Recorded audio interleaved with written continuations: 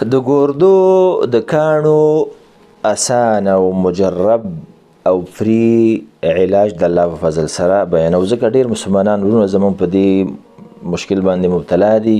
یو طرف ته اقتصادي مشکلات لرو، بل طرف ته د لوی مشکلي او دا یو خپل تجربه هم ده او دا چاته چې خودلی د هغه مجرب ده او دا د یو خیر په نیت باندې خورو، لکه څنګه چې دین شرعي مسلې خورو د خیر او د نفع په نیت باندې د سدام ده. ځکه یو مسلمان ورور د دې مشکل د دومره تکلیفونه په دې سره خلاص شي، دا ډېر د خوشحالۍ خبره زموږ دپاره.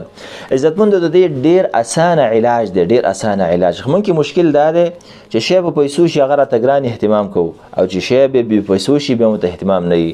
د دې علاج اوبه دی او دا د الله فضل دی.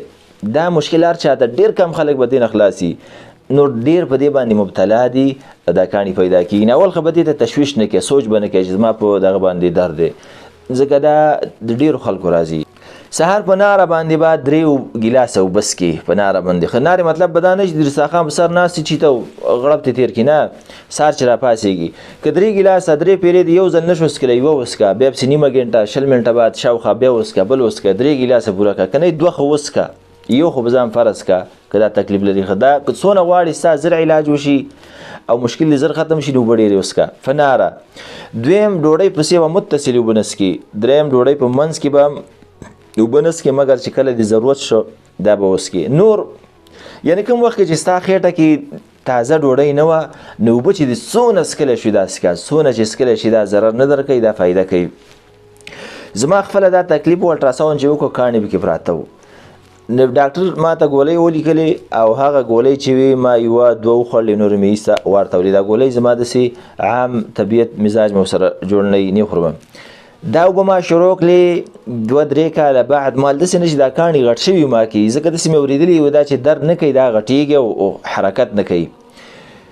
چې لاړم الټراساونډ مې دوباره وکړو، ښه اعلی الټراساونډ د الله په فضل سره الحمدلله یو کاڼی م نه و.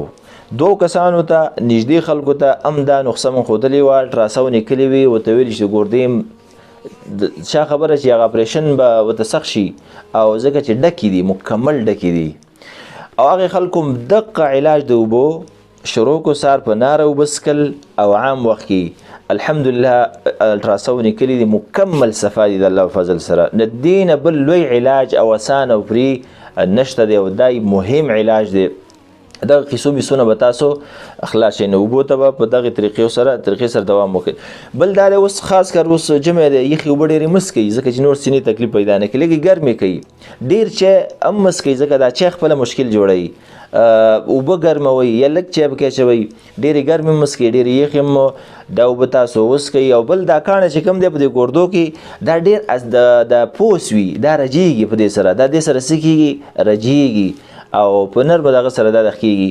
دې اوبو سره به لږ د تشو امتیازو تکلیف انسان پیدا کوي، دا ډېرې به کېږي، ځکه دا خو څه ټنکۍ نه ده، خو مسانه ده جمع کېږي، هغې ته به تشویش نه کوي، دا به ډېرې وځي او دا د رجیږي دې سره ځي. کله کله به درد شروع کړي، درد چې کوي نو هغه پوه شي حرکت کوي، هغې ته به سړی تشویش نه کوي.